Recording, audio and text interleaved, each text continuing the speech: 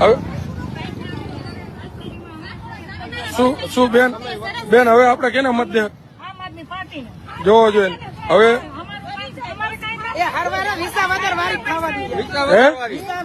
જોઈ લો તમે આ વિડીયો. ખરેખર આ વિડીયો જોઈને મિત્રો તમે પણ ચોંકી ગયા છો, કારણ કે આ બધા બહેનો બધા ભેગા થયા છે અને એવું કહી રહ્યા છે કે કાંતિભાઈ અમૃતિયાએ જે ચેલેન્જ આપી એ ભારે પડવાની છે. આપણને એવું લાગે છે, કારણ કે અત્યારે વિસાવદરની જાહેર જનતા એવું બોલી રહી છે, આપણે મોરબીની જાહેર જનતા એવું બોલી રહી છે કે હવે આમ આદમી પાર્ટીને જ લાવી છે અને વિસાવદરની જે થઈ તે કરવાની છે આપણે કાંતિભાઈ અમૃતિયા માથે. કારણ કે એનું મિત્રો બધા લોકો તારી જગ્યાએ ઘણી જગ્યાએ બધી બહુ ગંભીર પરિસ્થિતિ હોય મિત્રો, ઘણી દુર્ઘટના બને છે.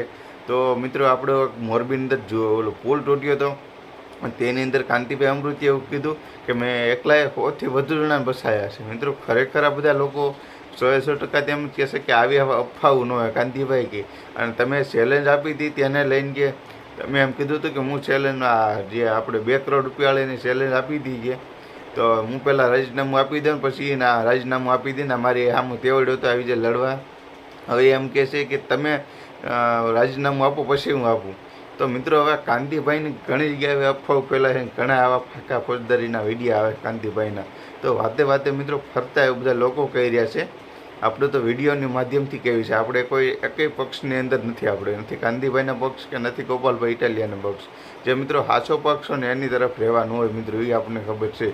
તો હવે આ બધી ભાજપની જાહેર જનતા ભાજપનું મોરબીની જાહેર જનતા બધી જગ્યાએ એવું કહી રહી છે કે હવે વિસાવદરવાળી કરવાની છે અને હવે આ કાંતિભાઈ અમૃતિયાનું પન્નું માર્કેટમાં કાપવાનું છે ફરીવાર પાછું.